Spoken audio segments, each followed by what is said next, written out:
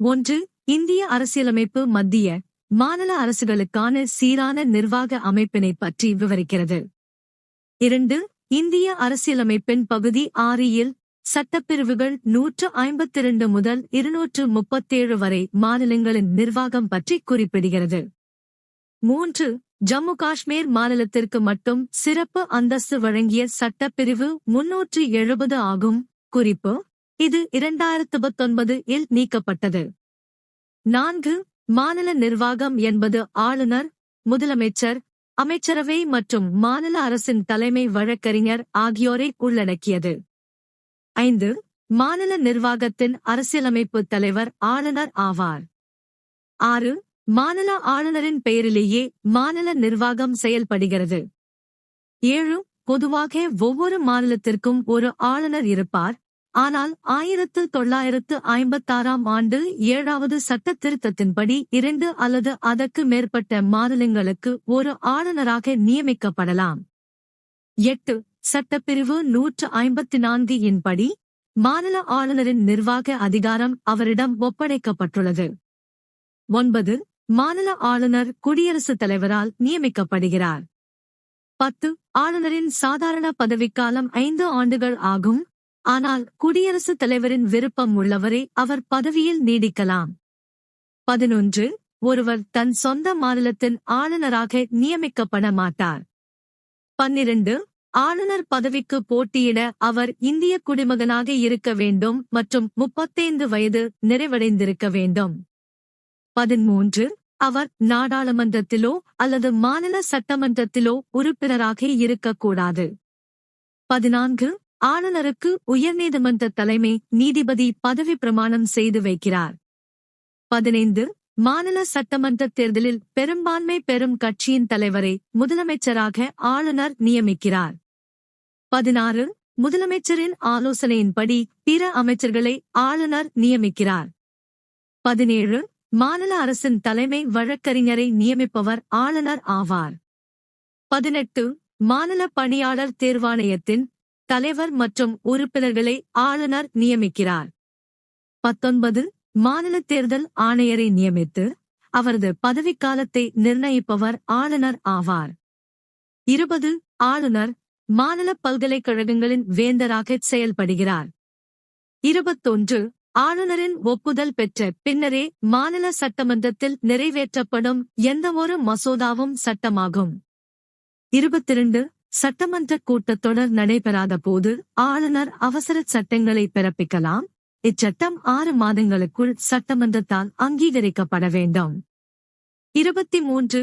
கலை, இலக்கியம், அறிவியல், கூட்டுறவு இயக்கம் மற்றும் சமூக சேவை ஆகியவற்றில் சிறந்து விளங்கும் நபர்களில் 6 ஒரு பங்கு உறுப்பினர்களை மாநில சட்ட மேலவைக்கு ஆளுநர் நியமிக்கிறார். 24.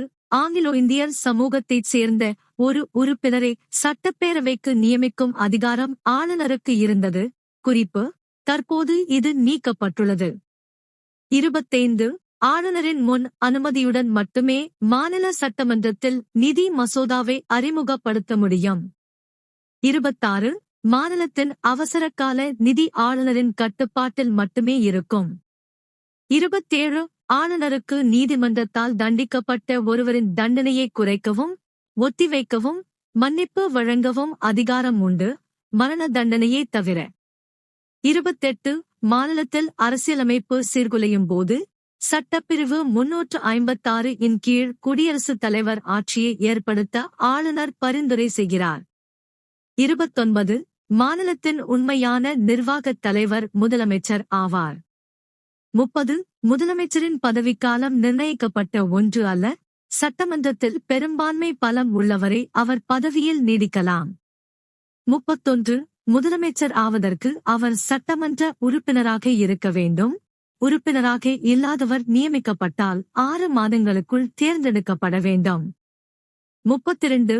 முதலமைச்சர் மாநில அமைச்சரவையின் தலைவராக இருந்து அமைச்சர்களுக்கு துறைகளை ஒதுக்கீடு செய்கிறார். 33. முதலமைச்சர் ஆளுநருக்கும் அமைச்சரவைக்கும் இடையே முதன்மை தூதுவராக செயல்படுகிறார். 34. மாநில அரசின் கொள்கைகளை வகுப்பதில் முதலமைச்சர் முக்கிய பங்கு வகிக்கிறார். 35. ஒட்டுமொத்த சட்டமன்ற உறுப்பினர்களில் 15 விழுக்காடு மட்டுமே அமைச்சரவை உறுப்பினர்களாக முதலமைச்சர் உட்பட இருக்க வேண்டும் என அரசியலமைப்பு சட்டம் கூறுகிறது. 36 மாநில சட்டமன்றமானது சட்ட மேலவை, மேலவை மற்றும் சட்டமன்ற பேரவை, கீழவை என இரு அவைகளைக் கொண்டிருக்கலாம். 37 ஈரவை சட்டமன்றத்தைக் கொண்ட இந்திய மாநிலங்கள் பீகார், உத்தரப்பிரதேசம், மகாராஷ்டிரா, கர்நாடகா, ஆந்திர பிரதேசம், தெலங்கானா. 38 தமிழகத்தில் ஈரவை சட்டமன்ற முறை நடைமுறையில் இருந்தது. ஆனால் 1986 ஆண்டு சட்டத்தின்படி தமிழ்நாட்டில் சட்ட மேலவை நீக்கப்பட்டது. 39 தமிழ்நாட்டில் சட்ட மேலவை நீக்கச் சட்டம் நவம்பர் 1, 1986 அன்று நடைமுறைக்கு வந்தது. 40 சட்ட மேலவை ஒரு நிரந்தர அவை ஆகும். இதன் உறுப்பினர்களின் பதவிக்காலம் 6 ஆண்டுகள் ஆகும். 41 சட்ட மேலவை உறுப்பினர்களில் 1/3 பங்கு உறுப்பினர்கள் 2 ஆண்டுகளுக்கு ஒருமுறை ஓய்வு பெறுகின்றனர். 42 சட்ட மேலவை உறுப்பினர் ஆவதற்கு 30 வயது நிறைவடைந்திருக்க வேண்டும். 43 சட்ட மேலவையை உருவாக்க அல்லது நீக்க நாடாளுமன்றத்திற்கு அதிகாரம் அளிக்கும் சட்டப்பிரிவு 169 ஆகும். 44 சட்டமன்ற பேரவை என்பது மக்கள் பிரதிநிதிகளைக் கொண்ட கீழவை ஆகும். 45 சட்டமன்ற பேரவையின் அதிகபட்ச உறுப்பினர்களின் எண்ணிக்கை 500, குறைந்தபட்ச எண்ணிக்கை 60 ஆகும். 46 சட்டமன்ற பேரவையின் சாதாரண பதவிக்காலம் 5 ஆண்டுகள் ஆகும். 47 சட்டமன்ற பேரவை உறுப்பினர் ஆவதற்கு 25 வயது நிறைவடைந்திருக்க வேண்டும். 48 தமிழ்நாட்டின் தற்போதைய சட்டமன்ற உறுப்பினர்களின் சட்டப்பேரவை மொத்த எண்ணிக்கை 234 ஆகும். 49 சட்டமன்ற பேரவையை தலைமை தாங்கி நடத்துபவர் சபாநாயகர் ஆவார். 50 நிதி மசோதாவை கீழவையில் மட்டுமே அறிமுகப்படுத்த முடியும். மேலவைக்கு நிதி மசோதா மீது அதிகாரம் இல்லை. 51 மாநில அரசின் தலைமை வழக்கறிஞரை நியமிக்க சட்டப்பிரிவு 165 வழிவகை செய்கிறது. 52 மாநில அரசின் தலைமை வழக்கறிஞர் ஆவதற்கு உயர்நீதிமன்ற நீதிபதிக்கான தகுதிகளை பெற்றிருக்க வேண்டும். 53 மாநில அளவில் மிக உயர்ந்த நீதிமன்றம் உயர்நீதிமன்றம் ஆகும். 54 1862 ஆண்டு கல்கத்தா, பம்பாய் மற்றும் சென்னை ஆகிய இடங்களில் முதலில் உயர்நீதிமன்றங்கள் தோற்றுவிக்கப்பட்டன. 55 1956 ஆண்டு 7வது சட்ட திருத்தத்தின்படி 2 அல்லது அதற்கு மேற்பட்ட மாநிலங்கள் அல்லது யூனியன் பிரதேசங்களுக்கு என ஒரு பொதுவான உயர்நீதிமன்றம் அமைக்க நாடாளுமன்றத்திற்கு அதிகாரம் உண்டு. 56 பஞ்சாப், ஹரியானா மற்றும் சண்டிகர் ஆகிய பகுதிகளுக்கு சண்டிகரில் உள்ள உயர்நீதிமன்றம் பொதுவானதாக விளங்குகிறது.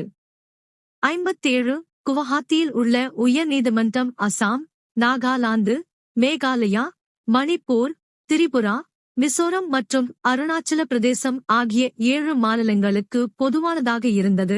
தற்போது சில மாநிலங்களுக்கு தனி நீதிமன்றங்கள் உள்ளன. 58 டெல்லி ஒரு யூனியன் பிரதேசமாக இருந்தாலும் தனக்கென தனி உயர்நீதிமன்றத்தை கொண்டுள்ளது.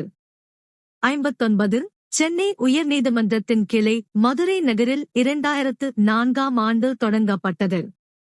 60 உயர்நீதிமன்ற நீதிபதிகளின் எண்ணிக்கையை குடியரசுத் தலைவர் தீர்மானிக்கிறார். 61 உயர்நீதிமன்ற தலைமை நீதிபதியை குடியரசுத் தலைவர், உச்சநீதிமன்ற தலைமை நீதிபதி மற்றும் மாநில ஆளுநரை கலந்தாலோசித்து நியமிக்கிறார்.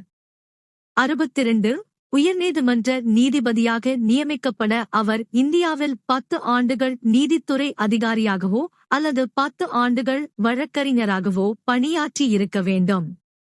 63 உயர்நீதிமன்ற நீதிபதிகள் 62 வயது வரை பதவியில் நீடிப்பர். 64 உயர்நீதிமன்ற நீதிபதிகளை உச்சநீதிமன்ற நீதிபதிகளை நீக்கும் முறையிலேயே நாடாளுமன்ற தீர்மானம் மூலம் பதவியிலிருந்து நீக்க முடியும். 65 சென்னை, பம்பாய், கல்கத்தா உயர்நீதிமன்றங்கள் தங்களின் அசல் அதிகார வரம்புகளின் கீழ் வழக்குகளை நேரடியாக விசாரிக்கும் அதிகாரம் பெற்றுள்ளன. 66 கீழ்நீதிமன்றங்கள் வழங்கிய தீர்ப்புகளுக்கு எதிராக உயர்நீதிமன்றத்தில் மேல்முறையீடு செய்யலாம். இது மேல்முறையீட்டு அதிகார வரம்பு எனப்படும். 67 அடிப்படை உரிமைகளை நிலைநாட்ட உயர்நீதிமன்றங்கள் சட்டப்பிரிவு 226 இன் கீழ் 5 வகையான நீதிப் பேராணைகளை வெளியிடுகின்றன. 68 சட்டப்பிரிவு 226 இன் கீழ் உயர்நீதிமன்றம் வழங்கும் நீதிப் பேராணை அதிகாரம் உச்சநீதிமன்றத்தின் சட்டப்பிரிவு 32 ஐ விட பரந்த எல்லையைக் கொண்டது. 69 மாநிலத்தின் அனைத்து கீழ் நீதிமன்றங்களையும் கண்காணிக்கும் அதிகாரம் உயர்நீதிமன்றத்திற்கு உண்டு. இது கண்காணிப்பு அதிகார வரம்பு எனப்படும். 70 உயர்நீதிமன்றத்தின் தீர்ப்புகள் மற்றும் பதிவுகள் அனைத்தும் கீழ் நீதிமன்றங்களுக்கு சான்றாதாரமாக விளங்குவதால் இது பதிவு நீதிமன்றம் என அழைக்கப்படுகிறது. Book back question. 71 மாநில ஆளுநரின் அரசியலமைப்பு தலைவர் இந்திய குடியரசுத் தலைவரால் நியமிக்கப்படுகிறார். 72 மாநில நிர்வாகத்தின் அரசியலமைப்பு தலைவர் ஆளுநர் ஆவார். 73 மாநில முதலமைச்சரை நியமிப்பவர் மாநில ஆளுநர் ஆவார். 74 முதலமைச்சரின் ஆலோசனையின்படி பிற அமைச்சர்களை ஆளுநர் நியமிக்கிறார். 75 மாநில அமைச்சரவை குழு கூட்டாக மாநில சட்டமன்றத்திற்கு பொறுப்புடையது ஆகும்.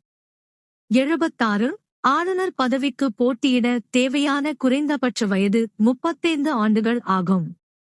77 சட்டமன்ற உறுப்பினர் ஆவதற்கு தேவையான குறைந்தபட்ச வயது 25 ஆண்டுகள் ஆகும். 78 சட்ட மேலவை உறுப்பினர் ஆவதற்கு தேவையான குறைந்தபட்ச வயது 30 ஆண்டுகள் ஆகும். 79 மாநில சட்டமன்ற கூட்டத்தை கூட்டவும் ஒத்திவைக்கவும் அதிகாரம் பெற்றவர் ஆளுநர் ஆவார். 80 மாநில சட்டமன்றத்தை கலைக்கும் அதிகாரம் மாநில ஆளுநருக்கு உண்டு. 81 உயர்நீதிமன்ற நீதிபதிகளை நியமிப்பவர் இந்திய குடியரசுத் தலைவர் ஆவார். 82 உயர்நீதிமன்ற தலைமை நீதிபதியே குடியரசுத் தலைவர், உச்சநீதிமன்ற தலைமை நீதிபதி மற்றும் மாநில ஆளுநரை கலந்தாலோசித்து நியமிக்கிறார். 83 உயர்நீதிமன்ற நீதிபதிகள் 62 வயது வரை பதவியில் நீடிப்பர். 84 1862ஆம் ஆண்டு கல்கத்தா, பம்பாய் மற்றும் சென்னை ஆகிய இடங்களில் முதலில் உயர்நீதிமன்றங்கள் தோற்றுவிக்கப்பட்டன.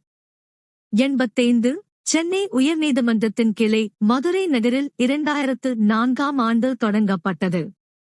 86 2 அல்லது அதற்கு மேற்பட்ட மாநிலங்களுக்கு ஒரு பொதுவான உயர்நீதிமன்றத்தை அமைக்க நாடாளுமன்றத்திற்கு அதிகாரம் உண்டு. 87 பஞ்சாப், ஹரியானா மற்றும் சண்டிகர் ஆகிய பகுதிகளுக்கு சண்டிகரில் உள்ள உயர்நீதிமன்றம் பொதுவானதாக விளங்குகிறது. 88 டெல்லி ஒரு யூனியன் பிரதேசமாக இருந்தாலும் தனக்கென தனி உயர்நீதிமன்றத்தை கொண்டுள்ளது. 89 மாநில அரசின் கொள்கைகளை வகுப்பதில் முதலமைச்சர் முக்கிய பங்கு வகிக்கிறார். 90 மாநிலத்தின் அவசரகால நிதி ஆளுநரின் கட்டுப்பாட்டில் மட்டுமே இருக்கும். 91 ஆளுநரின் முன் அனுமதியுடன் மட்டுமே மாநில சட்டமன்றத்தில் நிதி மசோதாவை அறிமுகப்படுத்த முடியும். 92 நிதி மசோதாவை கீழவையில் மட்டுமே அறிமுகப்படுத்த முடியும், மேலவைக்கு நிதி மசோதா மீது அதிகாரம் இல்லை. 93 மாநில சட்டமன்றமானது சட்ட மேலவை மற்றும் சட்டமன்ற பேரவை என இரு அவைகளைக் கொண்டிருக்கலாம். 94 தமிழகத்தில் ஈரவை சட்டமன்ற முறை 1986ஆம் ஆண்டு சட்டத்தின்படி நீக்கப்பட்டது. 95 தமிழ்நாட்டில் சட்ட மேலவை நீக்கச் சட்டம் நவம்பர் 1, 1986 அன்று நடைமுறைக்கு வந்தது. 96 சட்ட மேலவையை உருவாக்க அல்லது நீக்க நாடாளுமன்றத்திற்கு அதிகாரம் அளிக்கும் சட்டப்பிரிவு 169 ஆகும். 97 சட்டமன்ற பேரவையின் அதிகபட்ச உறுப்பினர்களின் எண்ணிக்கை 500 மற்றும் குறைந்தபட்ச எண்ணிக்கை 60 ஆகும். 98 தமிழ்நாட்டின் தற்போதைய சட்டமன்ற உறுப்பினர்களின் மொத்த எண்ணிக்கை 234 ஆகும். 99 சட்டமன்ற பேரவையை தலைமை தாங்கி நடத்துபவர் சபாநாயகர் ஆவார். 100 மாநில அரசின் மிக உயர்ந்த சட்ட அதிகாரி மாநில அரசின் தலைமை வழக்கறிஞர் ஆவார். 101 மாநில அரசின் தலைமை வழக்கறிஞரை நியமிக்க வழிவகை செய்யும் சட்டப்பிரிவு 165 ஆகும். 102 அடிப்படை உரிமைகளை நிலைநாட்ட உயர்நீதிமன்றங்கள் சட்டப்பிரிவு 226 இன் கீழ் 5 வகையான நீதிப் பேராணைகளை வெளியிடுகின்றன. 103 உயர்நீதிமன்றத்தின் தீர்ப்புகள் மற்றும் பதிவுகள் அனைத்தும் கீழ் நீதிமன்றங்களுக்கு சான்றாதாரமாக விளங்குவதால் இது பதிவு நீதிமன்றம் என அழைக்கப்படுகிறது. 104 ஆளுநரின் சாதாரண பதவிக்காலம் 5 ஆண்டுகள் ஆகும். ஆனால் குடியரசுத் தலைவரின் விருப்பம் உள்ளவரை அவர் பதவியில் நீடிக்கலாம். 105 பொதுவாக ஒவ்வொரு மாநிலத்திற்கும் ஒரு ஆளுநர் இருப்பார். ஆனால் 1956ஆம் ஆண்டு 7வது சட்ட திருத்தத்தின்படி 2 அல்லது அதற்கு மேற்பட்ட மாநிலங்களுக்கு ஒரு ஆளுநராக நியமிக்கப்படலாம்.